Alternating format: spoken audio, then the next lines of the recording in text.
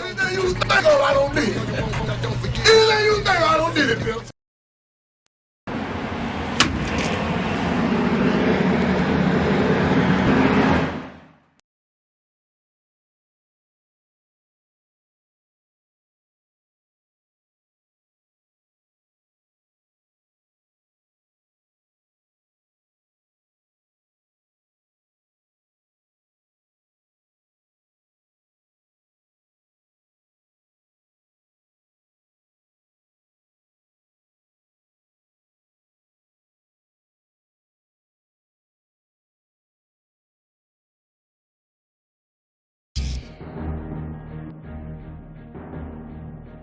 Alpha wasn't always Alpha. Alpha was Sid first. You know what I mean?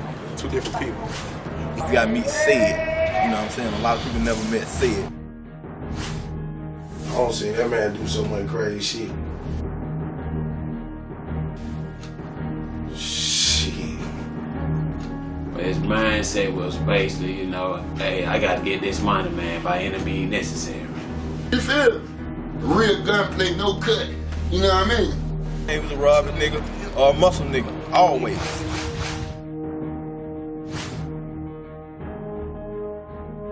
However you want to get it, to be home to give it to you. Ain't no bending in him, ain't no folding in him, and ain't no hole in him. And goddamn, a nigga in Georgia ain't finna tell you that he don't have some hole in him, you feel me? Any nigga in this city, real nigga from this city, no, say it with other shit, you feel me?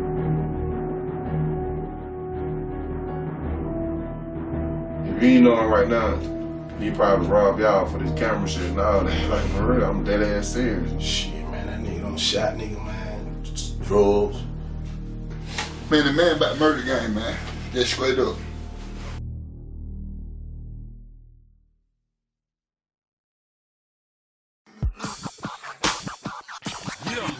In my eyes, you see nothing but one tree, a nigga recognize another. Even sucker niggas recognizing all the nine other. And don't play no games with no lane, no lane. In my eyes, you see nothing but one tree, a nigga recognize another. Even sucker niggas recognizing all the nine other. And don't play no games with no lane, no lane. It's for my niggas out there in the trap, moving purple. Snow. Talking loud and crap games, and that's the way they hitting for. I'm talking about the real Trim Zone 1 is zone 4. They'll rather die before a nigga play them like a hoe. The ones we call the OGs that don't fuck with OBs. Laugh at niggas making threats and tell them you don't know me. Cause I can make a phone call and level off your whole street. I was born June 2nd. 1972, Grady Memorial Hospital. You know, my daddy was a pimp. Like, honestly, my daddy had women working the street. My mama was one of my daddy girls. My mama was dancing, you know what I'm saying? But he never let my mama sell pussy. You know, my mama was a dancer though. They called them not scripters then, you know what I'm saying? They called them go-go girls. I remember being 3 and my brother Tank, his daddy, he jumped on my mama. He used to jump on my mama. But like, he used to beat my mama. Like he beat my mama. He stomped my mama. He stomped my mama teeth out and everything. Trauma, that trauma like that really fucked me up. It was like I got fucked up at a young age. You know what I'm saying? I'm still a baby, man. I'm still a baby trying to protect my mama, dude. I remember when they were putting us in the foster home, my aunt, my mama's older sister, her name was Jared, she the one called the shots in the family with my mama now.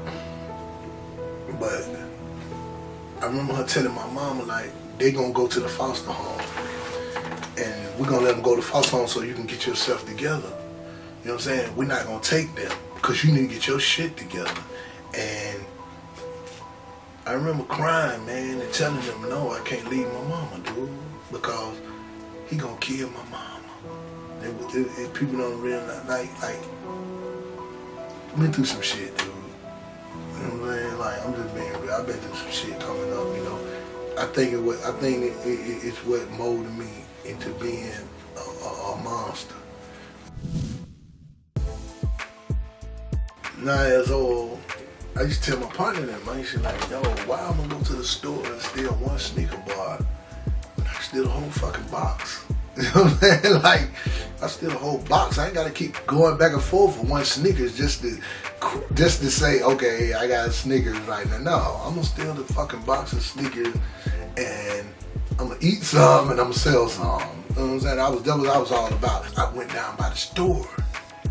So dudes was hanging around the store and stuff. They was, you know, they back then people, they was supposed to have run and weed.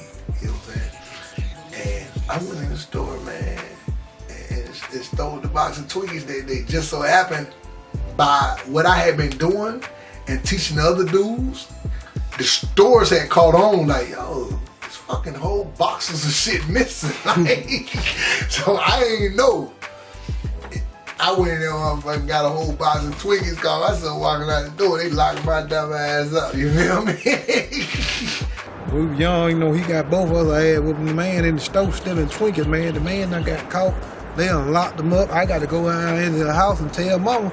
He done got locked up for stealing fucking Twinkies. So, you know what I'm saying, you know, and she like, you know what I'm saying, you were with him, so you probably was stealing too. So, you know, we both got to, you know what I'm saying, we both got to have with him, you know what I'm saying?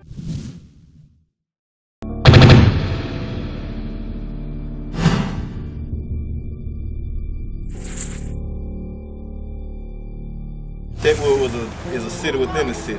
The joint dealing, the gang banging, you know what I mean? Just poverty-stricken living. Hey man, you know, you don't want to step down there, dude. You know, hey, unless you really did know somebody. Niggas didn't have to leave Techwood for shit, bro. Niggas was like, you could go shopping, grocery shopping, clothes, you know, Polo Man came through, cars, everything came through that bitch, man. You ain't have to leave for nothing. What it was, like I said, was a city within a city. It was like a very hustling environment, you know. You could come up down there very quick. You come to Techwood, you're gonna have people like, you know, Techwood. Okay, where you from in Techwood? I'm from Techwood Drive. I'm from Pine Street. I'm from Honeycutt. I'm from Venable. You got goddamn Nearski Street. You got Mirror. You got Lucky Street. You got Lord Joy. You got goddamn you got McAfee. These the different streets and blocks in Techwood. You know what I'm saying? You got Pine Street, man. You know what I mean? With which that's where I'm from. It really a lot of goddamn killer come out that Pine Street. You know what I'm saying? All this shit, him but goddamn, yo though, man, nigga was getting money on all. It was traps on all them streets. It was traps all over Techwood. You know what I'm saying? I'm from 118 Pine, baby. At the bottom of Techwood. I'm at the bottom. I'm in the center of everything. You couldn't get around me. I stayed next door to the boy Fred Mitchell. You know, Fred Mitchell, he ended up getting killed. My cousin, she killed him. You know, that was her baby daddy. Her and him had caught a murder. They killed the dude. You know, they beat the dude. The dude ran. Beat the nigga. He ran. He trying to run, but he losing the balance. And goddamn, he ran out of the street, fucked around and fell in the street. And the buck ran over his head. You know what I'm saying? When he was falling, the buck was coming over the hill.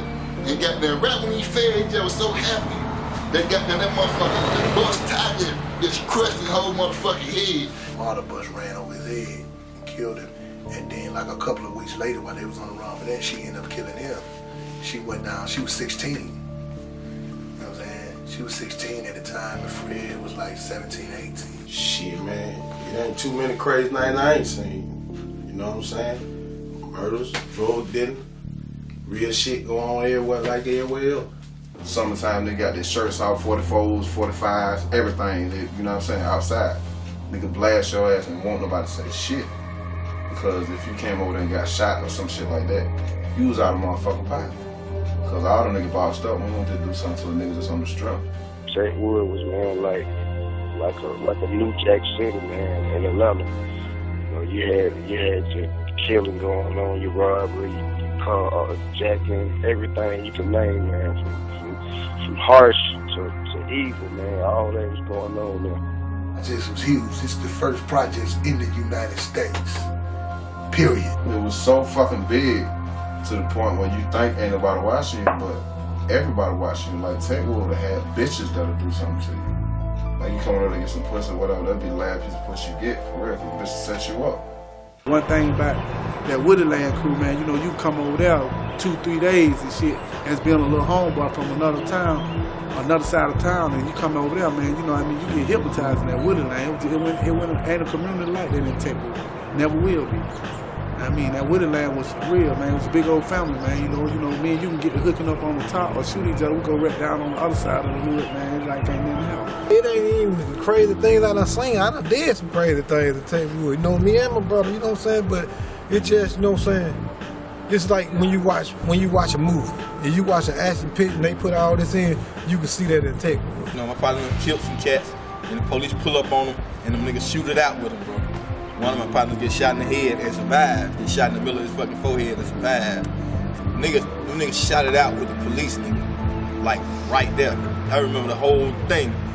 Sam fucked up, got a life sentence, so I can talk about this shit, you know what I mean? So these niggas shot it out with the police nigga like they shooting it out with an ordinary nigga out here. So that was one of the wildest shit I ever seen. Hey man, you know, it's gonna be some slow walking sad talk when you come over there and that Techwood, that shit, they're trying to fit in, man. Cause off top, nigga, we can't stand assets. I mean, you ain't got the same asset we got, man, you know what I mean? You gonna lose bad with that. Yo, what's up, son, Miami and all that, Wood and all that old sucker shit, man. We ain't going for that, man. We gonna buy the bag and we can send you back home. What I seen, man, one of the LA boys just walk up to one of the Miami boys, just shoot him in broad daylight. He shot him up under the car, man. Just kept shooting him up under while he was up under the car, man. Till his gun was empty, man. And just walked off, man. With everybody knowing who he was. Then everybody thought he was gonna be gone from the hood. But guess what? He came back the next day. He still started trapping. Ain't no cut in Techwood. Yeah, get bust up and got down, and yeah, get in the highway, we gonna step over and be like, hey, you know what I mean? I don't just got fucked out, you feel me? Real nigga shit. Like when Sam made that record, you know what I'm saying, about Zone 3, you know what I'm saying? He say, he screamed Techwood, he tell you Techwood is the killing field, cause every day in Techwood another brother get killed. That was one of his verses, you know what I'm saying? So, you know, that what was going on over there, that was a killing field, you know what I'm saying? And you wasn't a killer, then you won't need to play that. Craziest shit I ever seen, right, was one of my friend girls we grew up together, right? I guess she got tired of her boyfriend beating on her, or whatever. So she came outside with a shotgun. Boom! Shot me straight, knocked his whole face off. You know what I'm saying? The police didn't come for like an hour. It's just what it was, you know what I'm saying? If you ain't built like that, you ain't gonna make it out of there. You know what I'm saying? You can check in, but you can't check out. You ain't real.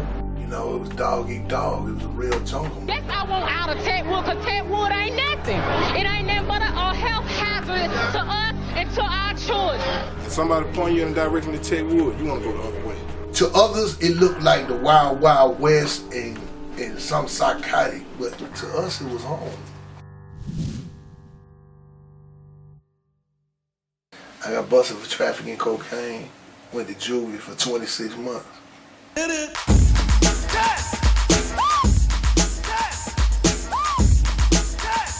When I got out October 11, 1988, crack cocaine, and motherfucking hit the scene and it had hit home. When I came home, man, I didn't know what crack was. A lot of the stories I was hearing when people was coming in, they was telling me about certain dudes, and certain dudes was coming down there to the training school, and I was like, I just get this dude $2 and $5 when he was going to school. He's getting a half a key.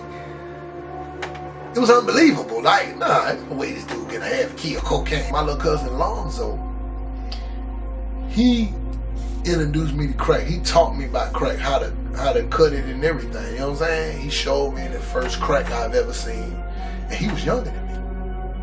When he got out, I was the one who introduced him to crack. And from there, he came up a little bit, but hey, he still kept robbing. And the messed up part about it, I showed him how to sell crack. He turned around and robbed me, man. In 88, everybody hustled in the city of Atlanta was like through the roof. You feel what I'm saying? Everybody that was trying to get money, that was really trying to get money, was getting money. It was so much, it was so much out there, man. That white shit, it was so much of that you could run the slalom. You heard Jay-Z when he said that shit. He got that from me, though. There was a time when you worked for someone. Now, these young teenagers, they're working for themselves. Buying 9 ounces, buying an ounce or two, you know what I'm saying? Buying a half a brick, someone was buying a brick. And I'm like, ain't no way, this shit's got to be unbelievable. Us in Techwood said them, man, we had them 10 labor pools. You know what I'm saying? We had, you know, shelters and all type of shit up there. So, you know, it beat like a motherfucker up there where we were in Techwood. We had the Palmer House, we had the labor pool, we had Techwood Drive, we had Pine Street for life. We had goddamn the powder trap and everything, you know, so much money over there, man. You know what I mean? It was pitiful. It was plentiful down there. You know what I'm saying? We had the Union Mission down there. You know what I'm saying? But you know, like the homeless people, they go to work every day. So we were like in the hood. We right in the middle of the city. You know what I mean?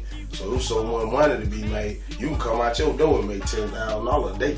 Money was plentiful, man. We were the only projects in Atlanta that set downtown Atlanta, man, in the middle of the city. So all the traffic had to come through us.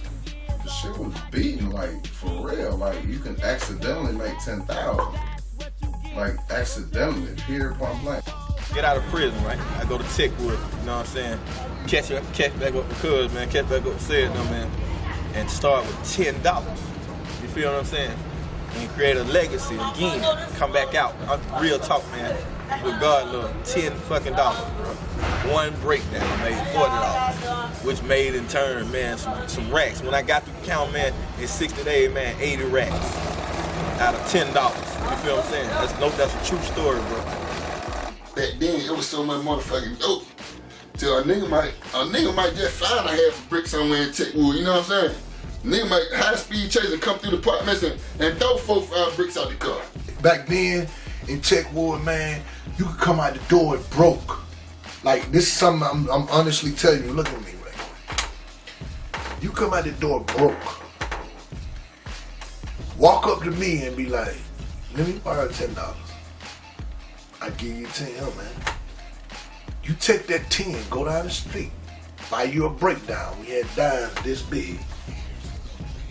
No bullshit, we had dimes that big. The boy Kermit from Miami had dimes that looked like the noun ladies, the soft giant noun ladies. He had dime rocks look like that. You can buy a $10 rock, cut it in half, make 20. Before that day over with, you got a stack in your pocket. You got $1,000. That's how much money was coming through there. Dudes who literally coming out their doors broke and going back home with money. It was so much money coming that we didn't know the value of money. We would spend it all. Gamble it, spend it, and nobody cared. We ain't sitting out here waiting on no crowd, get on no job. If nigga talking about getting a job, fuck flipping burger, we deserve it. You know, we had to go get it. That's how we live. December the 24th, 1988, I had 26,000, man. Jewelry, the cars, the girl I was messing with, Keisha, I had got her maximum, 87 maximum. It's an 88. I'm 16, she was 14. You know what I'm saying? She was dressing. I was giving her $100 a day for her pockets, just for her pockets here.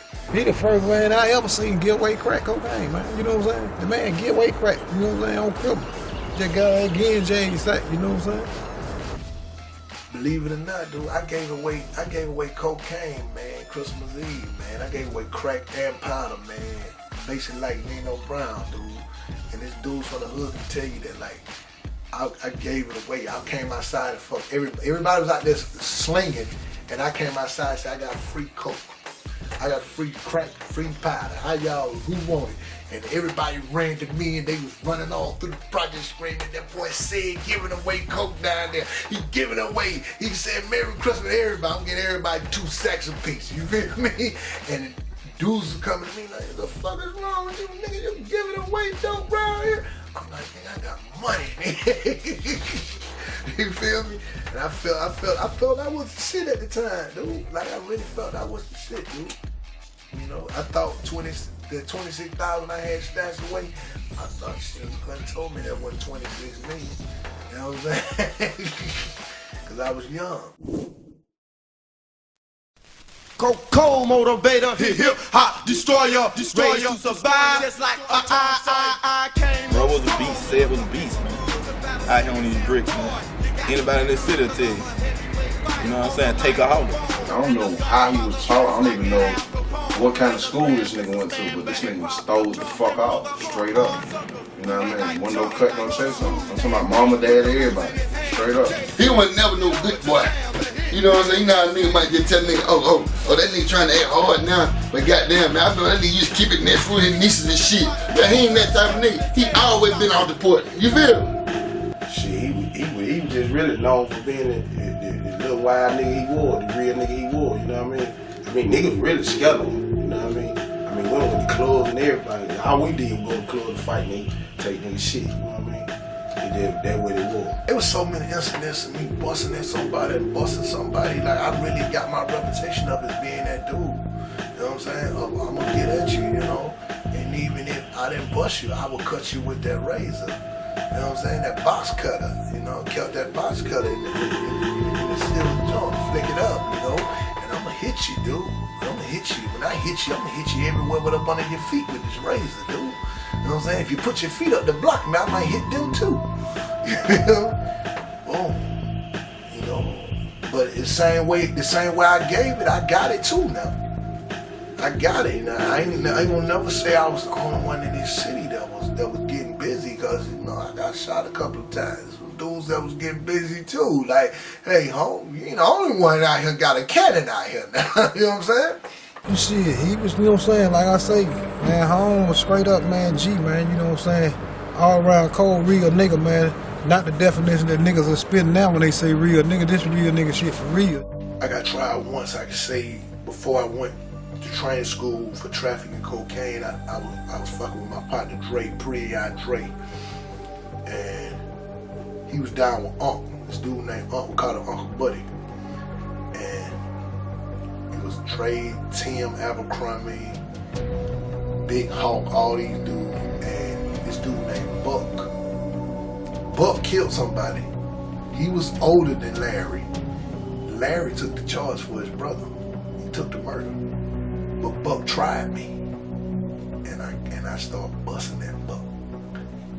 I was the only dude that tried Buck at the time, because you know Buck was a trigger man. You know what I'm saying? That's when everybody was like, yo, say it ain't gonna play with you. Say it gonna bun your ass. This nigga's all around gangster for real, you know what I mean? This nigga ain't south for no area, you know what I mean? I was living with them like 12, 11. Brother Tank, my nigga, just got out from doing 17 and a half years. Cold blood murder, right? Do you know these motherfuckers was on the inside of the house? Full-fledged shootout. I'm talking about upstairs, downstairs. Pow, pow, pow. Guess who broke the fight up? They mama. Guess how she started? Boy, y'all niggas think this is a goddamn joke, so it's from the cradle to the grave. I shot this dude in Techwood. He was an OG. And basically the night before I shot him, I saved his life. Some dudes came to kill him. And I intervened on it, go up in the hallway, pulled out on, draw down on him, boom. And the next day, the dude blatantly like disrespected me, because my girl at the time was Keisha Presley. She was moving some sacks for me down by the store on Mary Street, by the small powder trap. And he tried to take the customer, and she went off on him like, what the fuck is you doing? And he was like, bitch, fuck out the way, little bitty ass bitch, you know what I'm saying? But and she was like, yo, you tripping, man, I'm gonna tell Said. He was like, I don't give a fuck about Said. Fuck Said, bitch. You know, that little nigga ain't that nigga, fuck that little nigga, that young nigga, man, that nigga know who the fuck I am, And she was like, nigga, you wasn't saying this shit last night. So I was up the street, I'm up there handling my business, I'm grinding up the street. She come tell me, I can't let this dude disrespect my girl, and you disrespect my name. You doing it loud in front of everybody, you feel me? And I just saved your life the night before. I go down there, and I pop him, and I pop him 5 times. You know, I popped him in both his legs, his dick, his ass, put the gun to his head, pulled the trigger 3 times, and didn't shoot. The gun did not fire. And me and my girl Keisha, we went to my mama's house, and I got in the crib, man. I took the same gun and shot it in the air. The motherfucker shot. And she was like, what the fuck? And I was like, it couldn't have been meant for him to die today. You know what I'm saying? I shot him and then put the gun to his head and pulled the trigger 3 times, man. You feel me? I wasn't even thinking about the consequences at the time. You know, my thing was I gotta keep my reputation intact. When you say spontaneous in the streets, it got a different meaning to it. You dig what I'm saying? The man was spontaneous as a motherfucker. I remember when we was, matter of fact, since you said them years, when I first started hustling, right? I had my partner in the trap, we hustling like a motherfucker. They're my partner, though. But at the same time, said my blood. So, said watching us hustle the whole time, watching our back, shit like that. So I'm thinking it's cool. Soon as we leave the motherfucking trap in Techwood, right? We walking. Said, look, follow my lead. I don't know what the fuck you about to do, right? This nigga goddamn come out his motherfucking pants with 44, draw down on my partner and tell me he could go in his pockets. I'm like, what? You tripping, bro? You tripping like a motherfucker. I was like, get my dog. He said, niggas, you my cousin or what? So I had to go in his pockets, did. And from that point on, that changed my motherfucker's perspective of life. Straight up, you feel? That's on some real shit.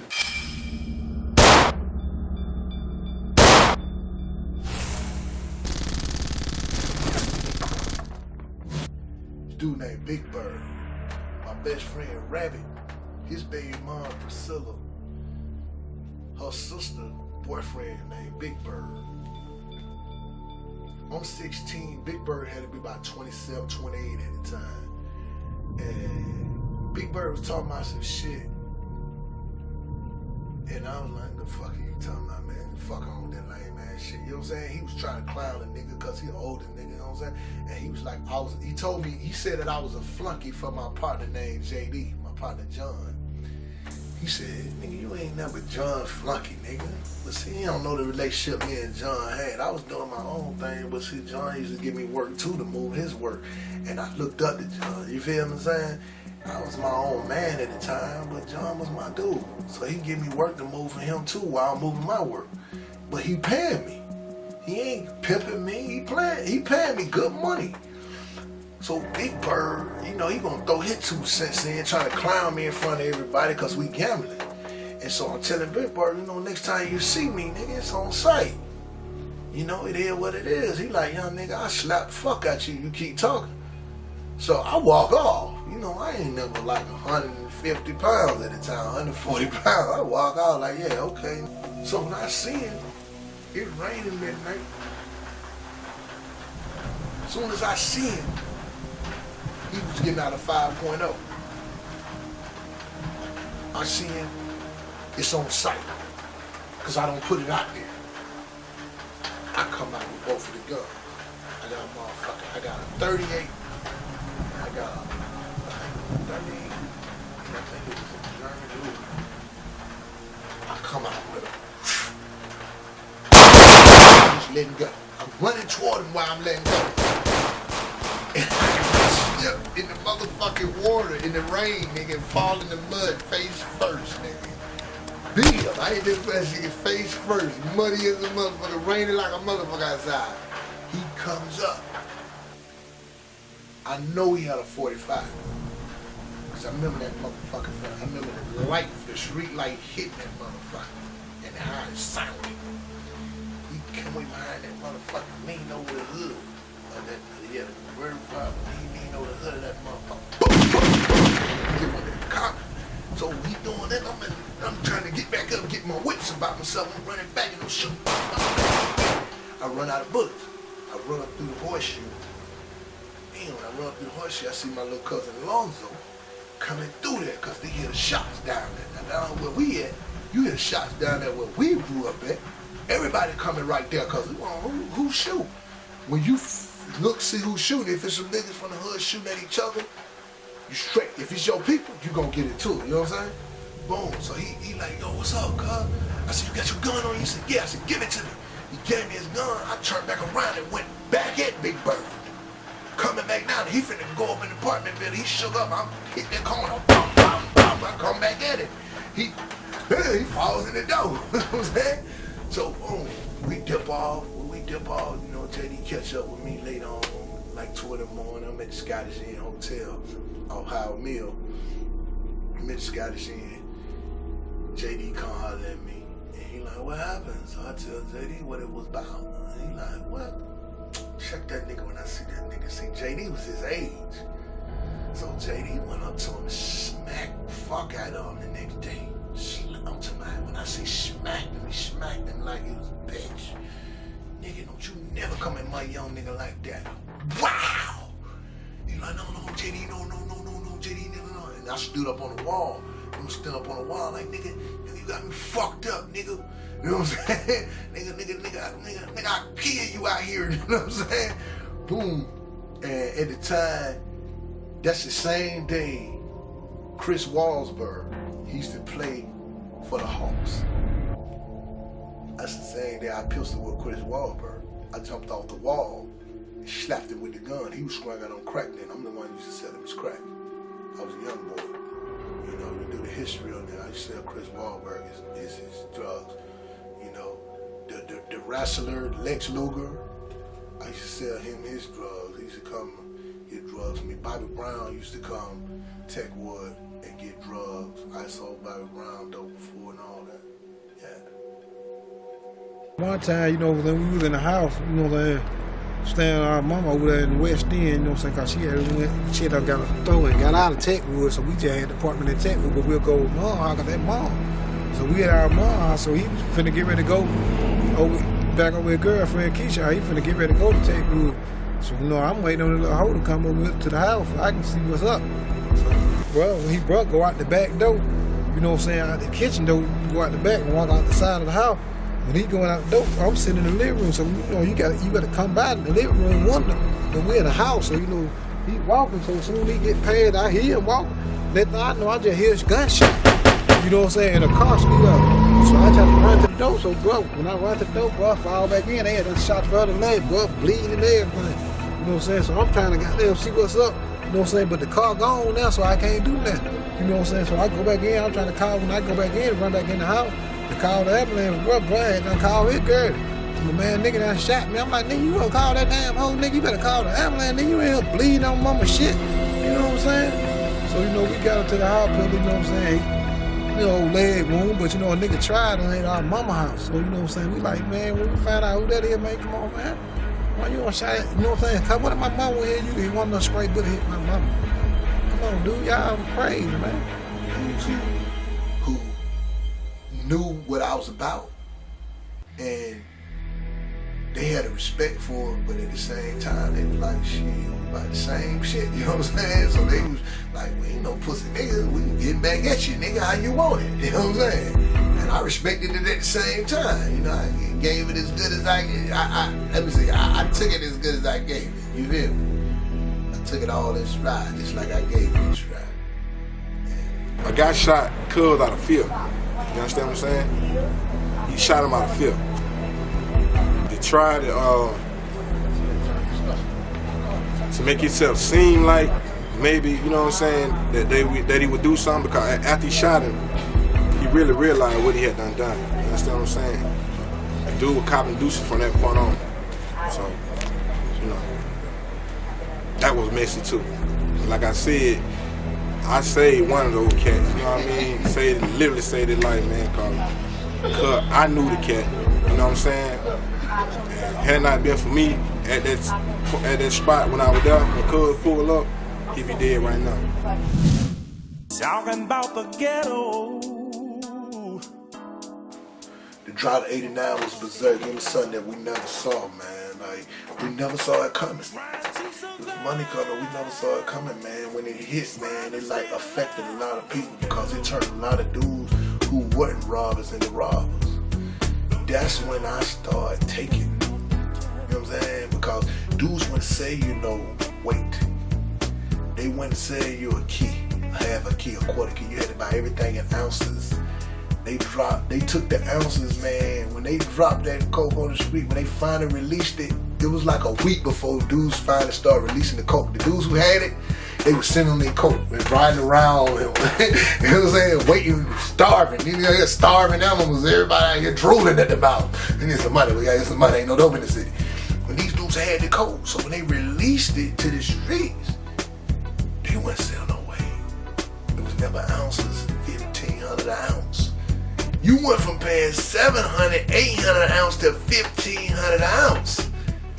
And dudes was buying it. Dudes who had money was buying it like, yo, man, you know, give me 160 ounces, man. Give me 180 ounces. Give me 300 and some ounces. You know, dudes who was kingpins, man, was even robbing people. And a lot of bad. In 89, a lot of bullshit happened behind that drop coming, man. Niggas couldn't feed their people no more, you know what I mean? So niggas losing their head, you know what I mean? Literally losing their head over this shit. Niggas getting found in parks and everything. You know what I'm saying? If you had a check, you gotta have it bundled up in 89, you feel me? The drop, man. A nigga came over there, nigga got the head tore off, trying to get some dope. When the drop came, we over there setting flicks. You know what I'm saying? Got down, had the line up like the dope was real. I get out 3,000-4,000 off a flick, 6,000-7,000 off a flick. Now I'm bullshitting dope. If a nigga came over there trying to buy dope, he trying to buy some dope, he gonna get his head bust by a motherfucking hoe. Get that pistol put on his ass back in 88, 89. If you eating every day and somebody take your food away, then you are subject to do other shit. You know what I'm saying? When there's a drought, that don't mean you don't get money, because I never consider myself as a drug dealer. I've always been a hustler. You know what I'm saying? Techwood was full of hustle. And they went hard on the crack game, the cocaine game, the hustling game. So when that was over with, when there wasn't no dope, we gotta turn up on some other shit. Well, you know, back then, you know, back in 89 when there was a drought, man, you know, if you was the man who had them dope keys, man, we had to go get them, you know what I mean? Kick them doors in, however they had them have, we had to go get ours. Shit, man, when the drought came on, you know, that wasn't the tech, that wasn't our wood boy, we went to work, you know what I mean? We had to feed our family. But it's still, the dope still being sold, you know what I mean? You had to choose from what we did, you had to choose one or the other, either take or sell dope. You know, I'm a Robin Hood nigga, man. You had to be wholehearted in the game to survive and tickle with an 88 and 89, cause nigga ever died, goddamn about the second. I went back to prison beginning in 90, 91, man. I went to state prison, I went to Alton. You pretty much was raised in state prison. You went to that Alton. You know, when he came back out, he had a different mindset. I mean, when you go to jail, when you come back, you know how they come back and go down and change my life down there. Boy, hell no, that nigga got a pistol the first day. How the fuck you get a Glock 40? You just got out. You just got out today, nigga. How you got a Glock 40? Fuck that nigga, let me get that money. Bro, get away from me, bro. They said one of the niggas got there always running from the police. Always got them, always getting locked motherfucking up. If it ain't got them for that dope or about a pistol, it's him and his hoe having to shoot out. I got them, they trying to kill each other. Nigga went to juvenile and did some time in juvenile. The nigga started getting big. And then he come home again from Alto, the nigga just started getting big, you know what I'm saying? And that beast, you know what I'm saying, just real talk, that beast really coming from the prison system. You can look at the juvenile rap and got that shit speak for itself. They're in the prison rap. You feel me? The nigga juvenile rap fucked up.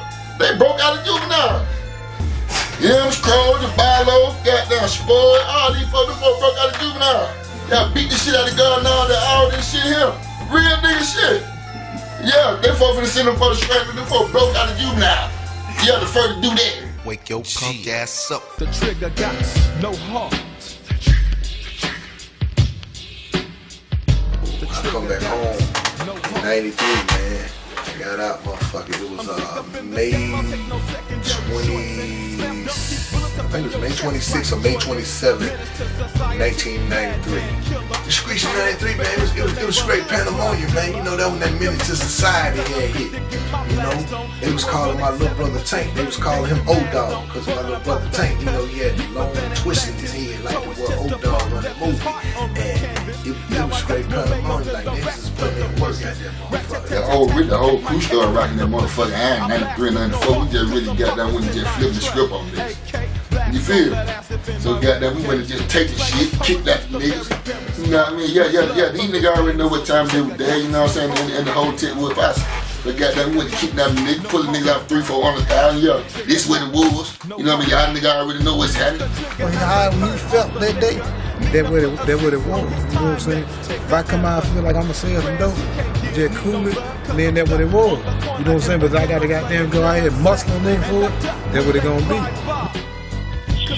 Goddamn, when I was coming up, man, that nigga he was known as Rob. Niggas, you know, he roll up on niggas shoot dice, you know what I'm saying? Other robbers, other killers, they was known to take out women, so they known to be capable of. He known for, you know what I'm saying, everything that you know, the 7 deadly sins, you know what I'm saying, pretty much, basically. You know what I'm saying? He was like a dealer, you know what I'm saying? So, you know, Home just did whatever. I used to rob niggas in my Benz. I actually would pull up in my everyday car and rob niggas. I don't put niggas in the trunk of my Benz.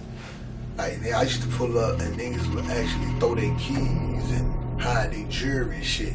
Certain people feared him. They knew when he came around, hey, you didn't know whether he gonna rob you or say, hey, oh, man, he gonna basically, you know what I'm saying, just show you love. It was just kind of shaky feeling when he came around, man. You know, just like in that movie Friday, they go deep on nigga. You know, put your shit up. And, you know, it pretty much, in or from the wood, it was like that. You know what I mean? Shit, niggas see us in the mall, they leave. You know what I mean? That's how we were. You know, Seb was on his Debo shit back then. Nigga had to respect him and get the fuck out of town, you know what I mean? Niggas knew what paths to take. And if you cross his path, you better be ready to go the whole 9. I remember one time him and their brother done come in the apartment in a little 2-door ass car, 4 deep, 4 choppers on the seat, and got them robbed the whole motherfucking power truck. You feel me? Then they got them run across the motherfucking field, got them just gunning it out, let like 100 rounds go in that bitch, and then made it out that hot motherfucker. Ski mask action, bro. Always gonna be about how a nigga tip down on these niggas and they see this big motherfucker coming through their house. You know what I'm saying? And niggas, you know, niggas crumble. Oh shit, you feel what I'm saying? They see this big motherfucker in there, they knew what it was. You feel what I'm saying? A lot of people, when they seen him come, they automatically just took out running, man. Cause they know, like I said, he was up no good, man. You know he's gonna rob and do something, man. Back then, niggas didn't have no boundaries as far as what we wouldn't do. That's how nigga end up in the feds, you know what I'm saying? So that shit self-exclamatory itself as well. Niggas were doing, you know, money getting shit. When I started putting in a lot of work for dudes, it started like 1990, you know, started putting in a lot of work for dudes. 1990, went to prison and came back out, putting in work for dudes.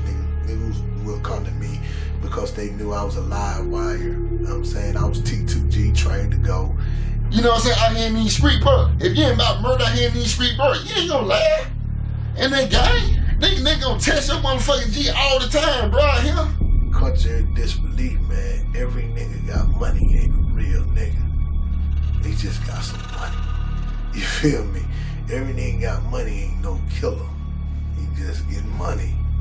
So they need dudes like me to do their dirt in order to keep them on top of the game. You feel me? You're all a bunch of fucking assholes. You know why?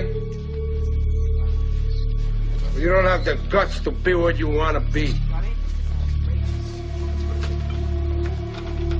You need people like me.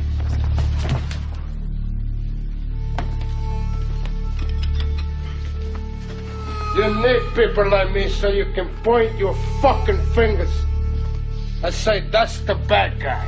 You cannot call yourself running no kind of nothing in the streets with getting money if you don't put fear in people. If people don't fear that they would lose their life or somebody close to them would lose their life behind playing with you or your money, then they're gonna pay you. You know what I'm saying? You can hang that shit up. You might as well get your job at UPS, dude. You know what I'm saying? If you think you gonna go out here and get by on a slick smile and all that, it's some fear got to be put there. So that's why I was brought in there. We done did some major shit and did some minor shit. We done did more major shit than minor shit, so you feel what I'm saying? Nigga, I look behind this shit every day. You feel what I'm saying? So, Will I make you good? You're not good. You just know how to hide, how to lie. Me, I don't have that problem. Me, I always tell the truth, even when I lie. One time I got locked up when I called the Fed gun charge. I didn't come back home in 2002, homie. I didn't come back home in 2002. I did 7 years, 4 days, 5 hours, 32 minutes, and 16 seconds, dog.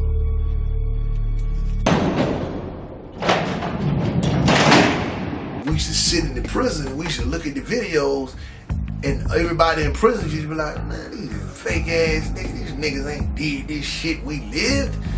And I used to be rapping on the yard, and everybody used to be like, so you need to get out and do that shit, dude. Like, cause you be a nigga who can represent us for real. You was in this bitch, you went through this shit we went through. When I came back out, I said I wasn't gonna fuck with the streets like that no more. So I'm coming back home, man, with this rap shit.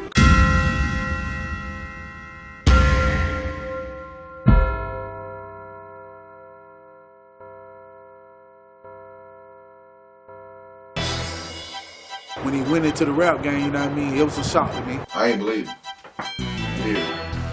Bruh, before you ask me another question, I did not believe this shit. I ain't never knew he rap. You know what I'm saying? Cause all while he around us, he ain't never rap. You know, shit wasn't about no rap men though. You know what I mean? Shit was some real nigga shit. You know what I mean? The nigga went around this deal on no motherfucking tape and looking for no deal in there. With this nigga, you never know. Like, he had to really, man, I'm rapping now. Nigga like, boy, get the fuck out of here, man. Could you imagine you looking at TV and you see a nigga that done shot you, duct taped you on your family, and it's alright. Now you imagine that. That's the one. He's the one we're after. Shut up over there. Man, I was doing the bid, man, and I seen Cuz in the magazine. And I was like, man, this can't be good. You feel what I'm saying? So when I come home to it, it's like, damn, bro, you know what I'm saying? You know what I mean? You fuck around like this here. Say had to actually show people the magazine so they would believe, you know what I'm saying? Because you never knew what this nigga, man. You don't never know what the fuck this nigga's gonna do. One thing about that gangster, he don't care nothing about dying. So I'd rather for him to rap than to play himself out the street with these songs.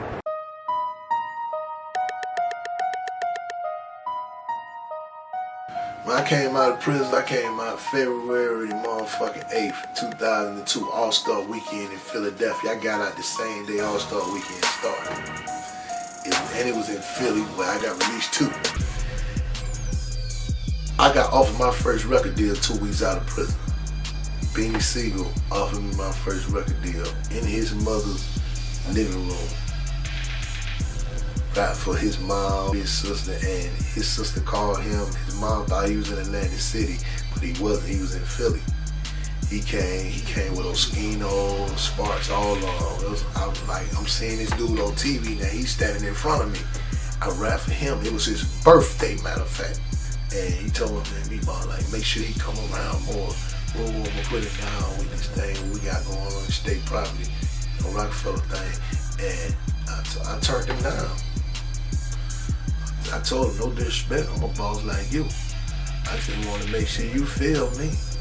I told the nigga, if you don't like me, I'm going to pay you $5,000 for wasting your time. Boom. And I did it. Like, man, he liked it, you know what I'm saying? So my point's been proven. My point got proven. Like, I know I'm here. You know what I'm saying? I respect what you do. He gave me a bottle of Cristal. That was my first time tasting Cristal. He had a bottle and he gave me a bottle. So I started fucking with my man Omar Tigger with him, you know. This is what my man Amin told me to come home and holler at. So I'm fucking with Omar Tigger, you know, he looked out for me. We started Versatile Records in the back of his house, and we was in his pool swimming. We came up with the name and everything, you feel me? We was on some, let's get this money with the music, let's do this. And all the rest of the shit out the door. Like, he telling me, you ain't got to live that shit no more. Let's talk about what you did. He said, you got a nigga that I know is a thorough nigga vouch for you. This nigga said, you just like us. So I know you real. You know what I'm saying? And he's talking about my man Damian Meadows out of South Philly. He's some South Philly dude. Through Omar, you know, we had Charles Soup. Charles Soup was the manager of Mr. Cheeks, Lost Boys.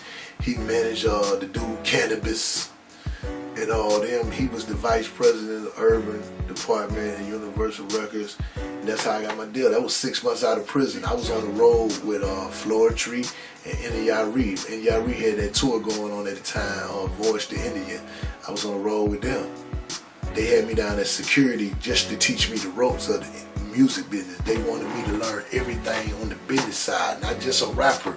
Learn the business side of everything before everything come about. So I'm on the road with them. I'm getting paid just to hang out. It was a wonderful experience, you know, a long way from where I came from in Techwood, man. The Universal deal didn't work out so fast. It was a money situation, and it came to bullshit. They ended up firing Suit. Kadar Mousenberg, that's his name. He ran Universal Motown. Kadar took my project over himself. Well, Kadar took my project over. He like, I got you. Don't you worry about it. You gonna be my star. Woo, woo. He ended up getting fucking fired. And Sylvia Rome came in. We had don't had it. We was like, fuck it, let us go. She was like, nah, I got you. Nah, fuck it, let us go. You know what I'm saying?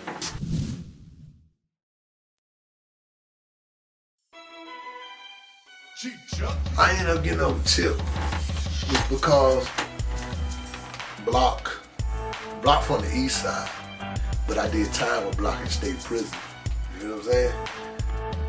And Tip uncle, he been knowing me since I was a young dude. He did time in the Fed. Tip Uncle Derek, the one who really owned Club Crucial. And DJ Toon, I've been know Toon since we were young boys. I know Toon Daddy. Toon Daddy was a big dude out in these streets, getting money back in the day. You know what I'm saying? Daddy was a big money dude, like you could compare his daddy like to a Nicky Barnes or something. You know what I'm saying? So they was like telling me like, home needs you. These niggas trying him up, man. He needs you. You got the street cred. Niggas know. They test him if you fucking with it. They know what will happen. So I'm like, what I get out of this deal though? So nigga like, that's what you gotta go to him with. You know what to do. So me and Tip hooked up on a handshake deal. You know what I'm saying? You the king, I'm the muscle. Every nigga know me.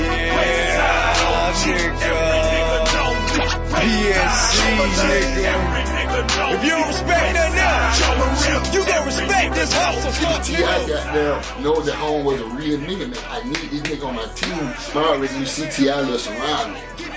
And I used to be like, man, home, you gonna fit perfectly in this shit because I ain't have no muscle. Yeah, you know, home when he took off when he did anything, he's an overall real nigga. So he was really being himself. And they were following him. No problem.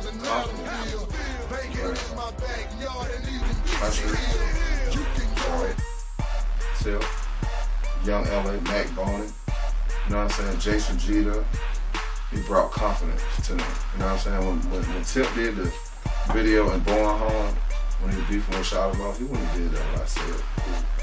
You feel me?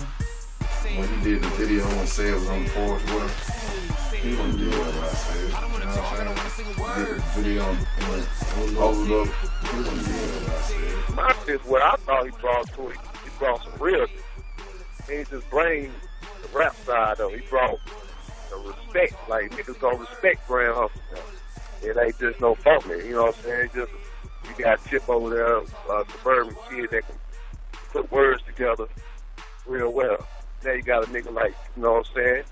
You can't just go run off at the mouth talking about Grand Hustle because shit. Now you got motherfuckers that might come knock on the door. You know what I'm saying? Home came in there and really made that shit official. Cause it really was a lot of niggas wanting to get at that nigga T.I. until Big Mega got there, came in the piss pimp. Shit, he Grand Hustle Monster. You know what I mean? That name stuck for itself.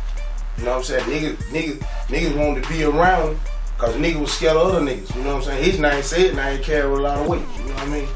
So, you know, for him to go here and go there, you know, it's like notoriety. You get what you being around certain niggas, you know what I'm saying?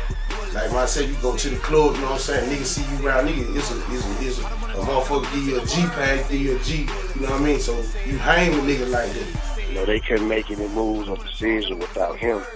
You know, all the troubles and problems and fights, he handled it with his own hands, you know. And, you know, like I said, he made them become real because of the name that he had already for being in the streets. So, you know, other motherfuckers, you know what I'm saying, start respecting the label as all one because his name was in it. And they know he had his hands involved into it. So, you know, like, that's when everybody wanted to respect it. See, cause nigga already know, oh man, he got Sid on the team, woo, woo. Oh, but you know what I'm saying, we gonna have to kill him because Sid about murder. You feel me? Every time nigga want to get his ass, when they saw they goddamn Big Al had no sound PSC, everything stopped. Nigga didn't really want to fuck with him no more because they know if it would be some problem, man, he got a real kill on the team, he got a treacherous nigga on the team. See, he had that before. I don't stop a lot of motherfucking niggas from putting that pistol on ass around this city, on the outside of the city. I don't fly out that goddamn savage nigga, they got him trapped up in the hotel room. Like I say, some niggas, the game be on them, but it don't be in them. We love T.I. We don't like shot at hoes, so Alfamega niggas start beating shot at low niggas up. You know what I'm saying? That's what happened because T.I. all day, Westside Bankhead, representing. Coming there talking shit like he run shit. Bitch, he don't run the goddamn thing. Nigga, T.I. with his hand, you feel me? It was just a misunderstanding with Shorty Low. I think that he forgot where he was, and now he knows. The dirty awards, you know what I'm saying?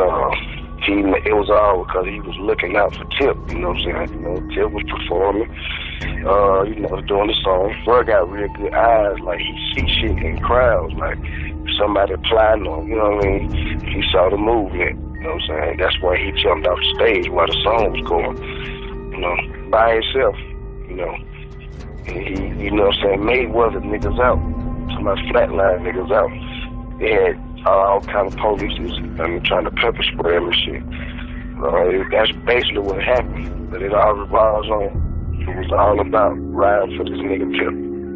He came to it, he was the actual walking personification of what they were screaming. There wasn't no image no more. The image they had out there, when he came, he was actually what they was talking about. It's a few rappers out there, man, from way back in the day since goddamn the 80s, man, you know, it might be 5 of them I can actually put a stamp on and heard this shit. They ain't never met him and be like, damn, Holmes sound like he really come from an area like where I'm from. He really might be done actually been out there in these streets and witnessed this type of shit. You know, there's some people that can stand behind a justification of for him or vouch for him, but I don't know nobody that's really than my partner, man. You know, that boy said, man, Alfamega, man.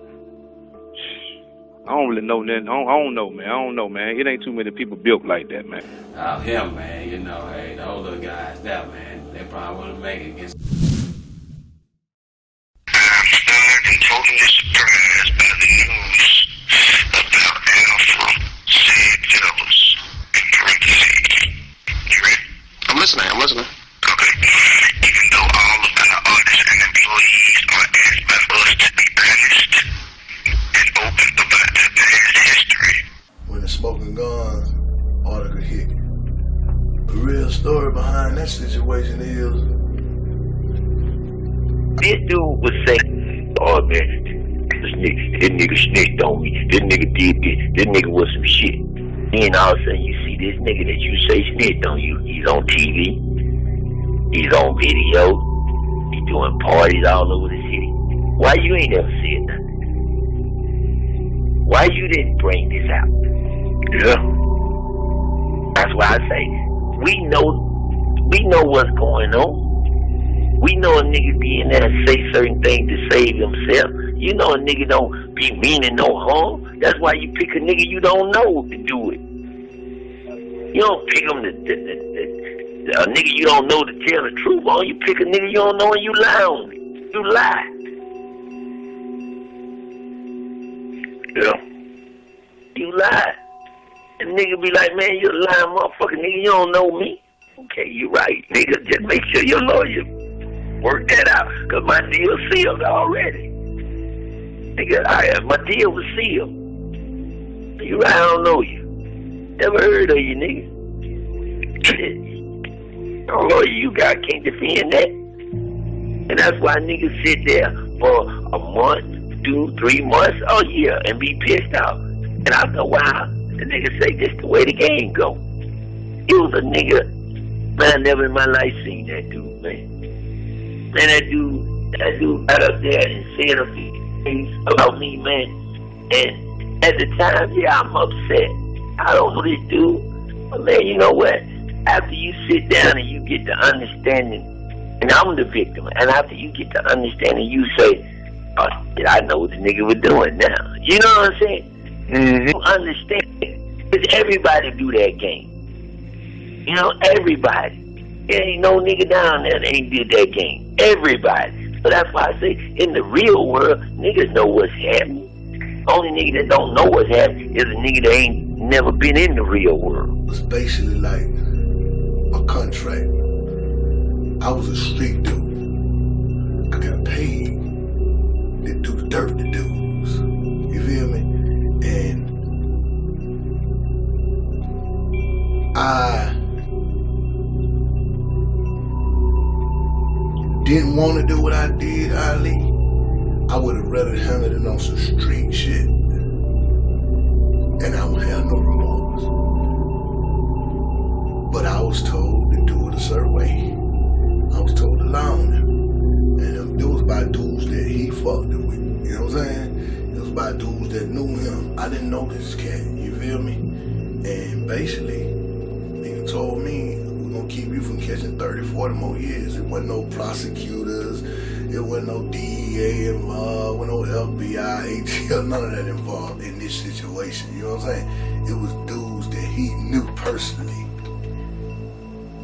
that he considered cool with him. The dude, they wanted him in the ground. If we were in the streets, they would have paid me to put him in the ground. But being that we was behind bars, they wanted a nigga to lie on him because they wasn't really trying to get Ali. They wanted the nigga who Ali can get them to. You feel me? This who they wanted. They like, okay, I know, I peeped it. And I'm listening to them when they talking, having a discussion, you feel me? We get him, he gonna tell on dude. When he tell on dude, we got him, you feel me? What the fuck was I supposed to do? Nigga in the street, I'm not gonna take the contract. Nigga tell me he can keep me from catching 30, 40 more. I'm sorry to say it, bro. But nigga ain't got to go, you feel me? I ain't snitching on you because I don't know you, dude.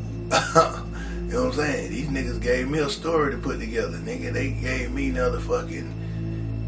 they gave me old numbers of his. They gave me cars he drove. They gave me addresses he stayed at, you feel me? I didn't know this dude. If I knew all this in the street, I would have went and took him off if I knew he was getting money. If I knew all that, damn, it's the best lick I've ever had. You feel me? But they gave me this, I ran with it. I didn't want to do it. His own co-defendant, which was his boss, Chris. You know, like I said, we got audio tapes of this. You know, we're gonna get into that, let these people hear that, you feel me? But his own boss even knew what was popping off, you feel me? This is dude who paid for his legal fees on both trials, you feel me? This dude, who else could tell the story better than the dude who they say was the boss? Ali wasn't the boss. Ali was never been a boss. You know what I'm saying? That's what people are, they don't get. They just running with the story because it hit, and they feel like because what Tip did, that it was spoken as engraved in stone by this so-called God. You feel what I'm saying? Slim, man, come on, man. These dudes don't know no better, man. I first took over the club, you was in here. I just didn't ever say nothing to you about it because it didn't mean nothing to me. You understand what I'm saying? Sure, yes, sir. I'm the one that was on trial with Ali. Yeah, I remember who you were, Chris. Yeah, so my thing was, like, I touched Ali. I said, look here, man. First of all, whatever happened, first and foremost. Secondly, we didn't do nothing that you wasn't trying to do when you were down there.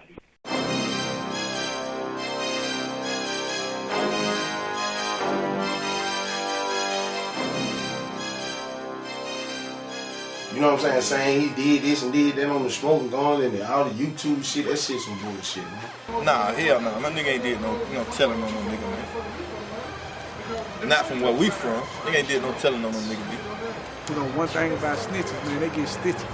I don't be gangster. I ain't never seen my partner tell on nobody. And I don't did so much gangster shit with him to the bicycle. You know what I mean? I started way back with him. So it ain't all that old sucker shit these suckers putting out here on my gangster partner telling the motherfucking lie. You know what I mean? That's the realest of con right there with the boy. Let me tell you something. Hey, I don't give a fuck what you did, and I ain't even gonna speak on that, cause I know my nigga, you know what I'm saying? Wherever that shit came from, they can put that shit back in the bucket. You know what I'm saying? And goddamn, if that shit wasn't been true, I don't give a fuck, cause I'ma ride with it regardless of what. I know this shit ain't true, but if it was true, they gonna ride with him, that's how real the nigga is. Everybody from Techwood gonna ride with him, we don't give a fuck. Nigga, we play for keeps around here. You feel me? He ain't gonna bring this shit to the hood. Fuck them pussy ass nigga on the outside straight up. Come on, man. All that, you know what I'm saying? That's a bunch of bullshit, man. You know what I mean? That was a bunch of bullshit. They know that was a bunch of bullshit. You know what I mean? You got a record of that bullshit. That's what it is, bullshit. That's, you know, it's different. Okay, if I know you know what I'm saying, and I know your day-to-day operations, and I know what's going on with you, you know what I mean? I get jammed up, and then I drop a dime on you, you know what I'm saying? I give up to your day-to-day operation. I give up everything I know about you. You know what I mean? That's snitching.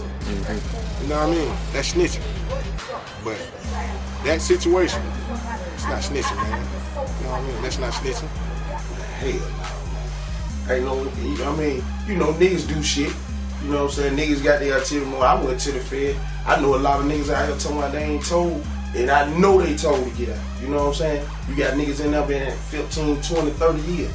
And they do 7 years and they back on the street. You know what I'm saying? So, you know, it ain't nothing for them to get that paperwork and goddamn say, and rearrange and say a nigga did this and did that and put that shit on the computer, you know what I'm saying? And let a motherfucker read it. You know what I'm saying? Motherfucker breed out negativity anyway. You know what I'm saying? The world built out negativity anyway. So that's the first thing when they said that, everybody take to that. I don't take to that. You know what I'm saying? Don't show me nothing on no computer. You can't even write these days. You can't even show a nigga nothing in black and white, cause you don't know if it been rearranged or not. But I know said though. You know what I mean? Hand down, straight up nigga. The internet is a gift and a curse. If you make a hit, make a hot video, wow, you the man. But if there is any speculation of your wrongdoing, they're gonna highlight that. You know what I'm saying? And if you're a beast and they're afraid of you, they're gonna try to get rid of you. When people call me snitch, you know, they say I'm a snitch, you know, they might, you know, my children might hear some certain shit, you know, and to me, it really don't fuck with me hard, you feel what I'm saying? Because I know a nigga ain't gonna say it in my face. You feel me? You know, you show me you a man, you come in my face, you look me in my eyes, you say this, and let's get the reaction from each other then. Let's see who walk away from this whole conversation. Would it be me or would it be you? I got my money on me walking away from this situation, and you having a different outlook on things if you able to still walk and talk after you heal up. If you heal up, you know what I'm saying? Because I said, Ali, if you do this, see, then what's gonna happen? Tip gonna have to come back and make it right how he did it, man. Because I saw your interview, you did that right. Regardless, that man Tip didn't know whether you were. Well, he don't know nothing about it. It just was it got out there like it is. He ain't got no proof. Nobody had no proof for what took place. So like I said, the man shouldn't have dropped you like a hot potato. He should have, ran with you just like you ran with him. Yes, sir. Ain't now and Tip the same way. Tip ain't got what he got without opening his mouth about something. That nigga ain't went down there and went all, he got that little time about opening his mouth about something.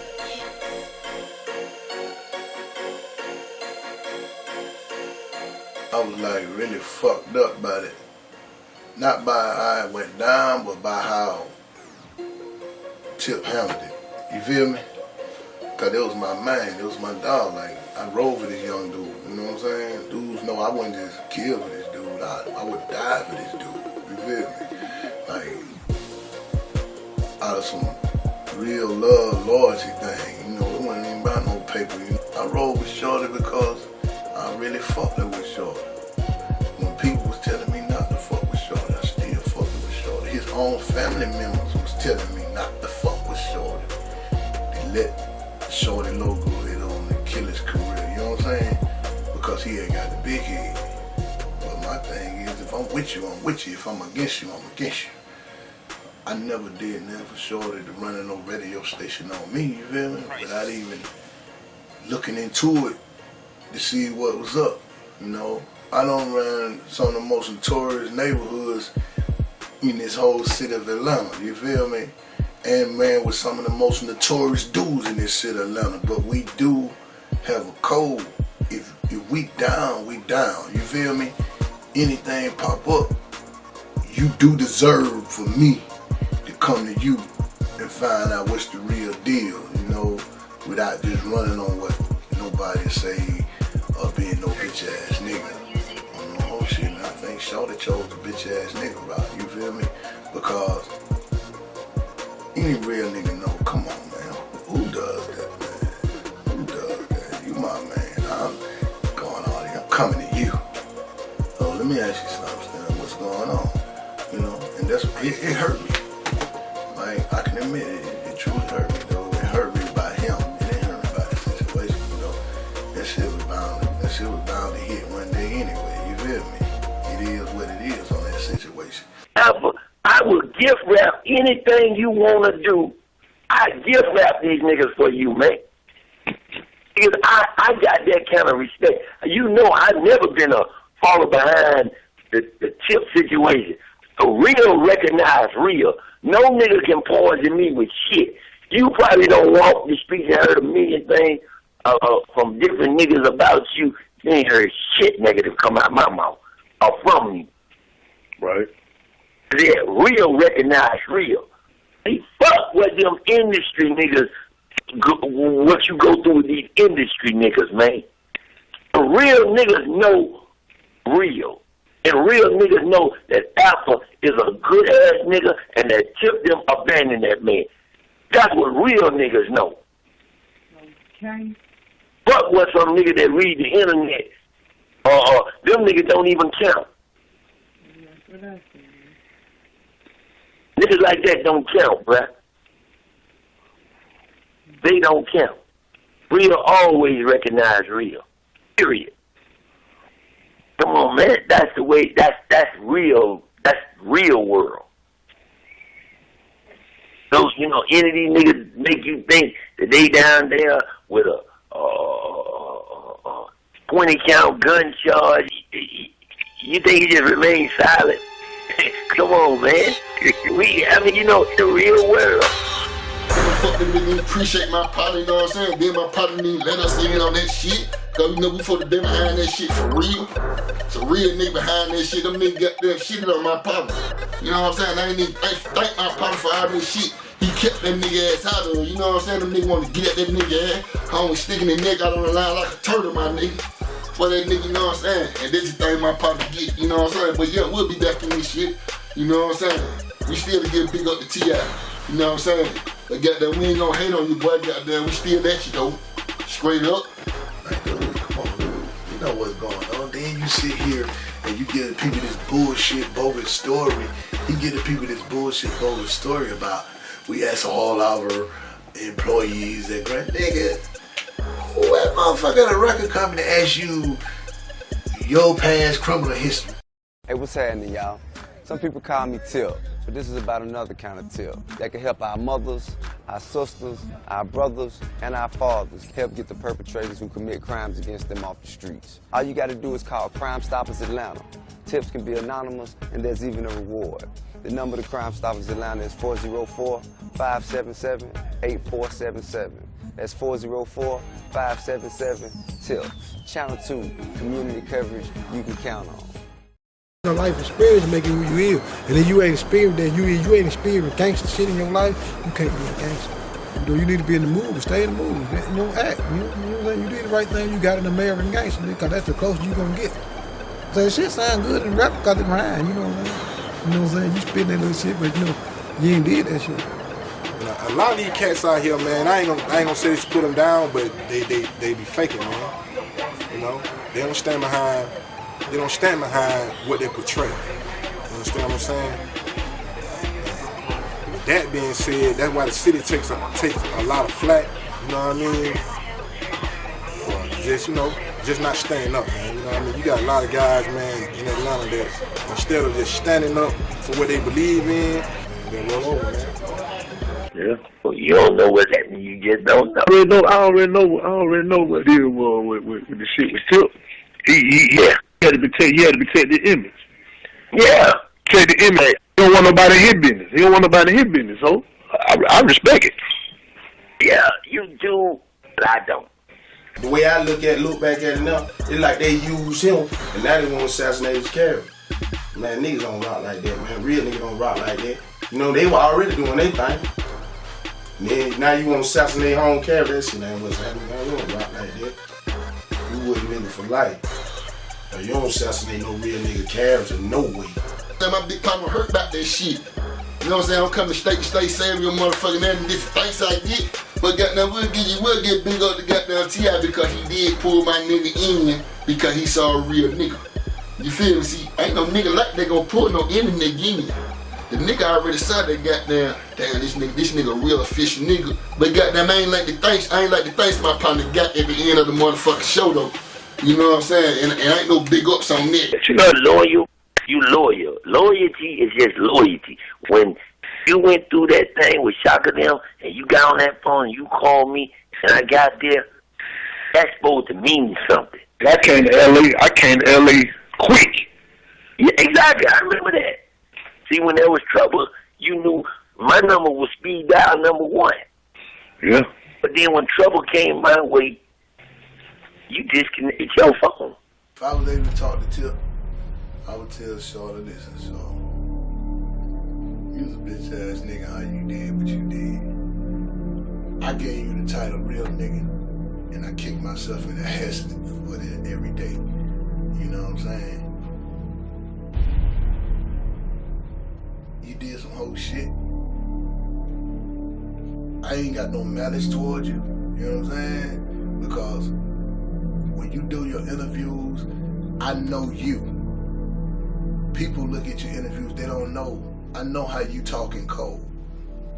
You talking cold to say certain shit to let you know it was out of your hand, like you said. You had to do what you had to do. That means somebody put you up to it. Somebody had your screens on you like a puppet. Somebody made you do it. But if you a real nigga, my nigga, you don't do that to the niggas who fuck with you hard. You feel me?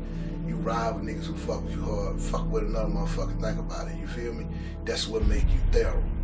You try and press a motherfucker, man, so you keep a nigga off your ass, like you scared you gonna go to jail and nigga gonna put his dick in your ass. You know what I'm saying? Niggas ain't fucking niggas in jail no more unless you giving a nigga some booty. You know what I'm saying? Niggas ain't taking booty no more like that, dude. You ain't got to worry about that, dude. You know what I'm saying? Boom, you could win the joint, my nigga did your time, you know. Let him know, I let him know, nigga, I still got love for you. You know what I'm saying? I ain't out to hurt you, nigga.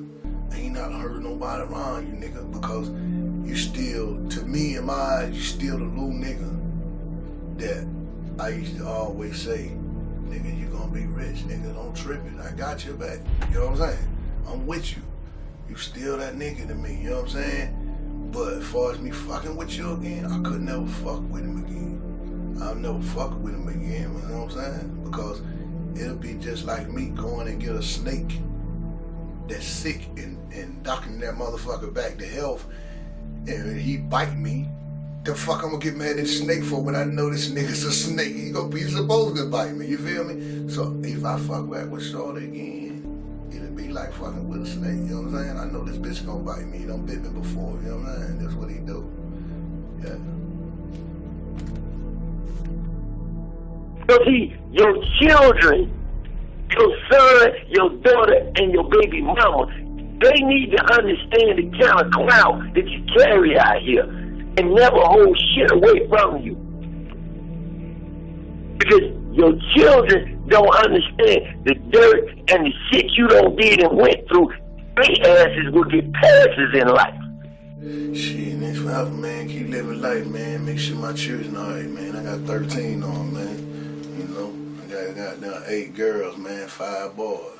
You know, make sure my children alright, man, so they don't have to go through what I went through. You know what I'm saying? Getting this money, man. doing what it do, living the rest of my life, you know. Techwood till I motherfucking DIE, you know what I'm saying? For real, nigga. Y'all know what it is, nigga. If you ain't from the hoodie, get the hell out of the hoodie, nigga. Praise him. I'll let you. Say good night to the bad guy. Go on.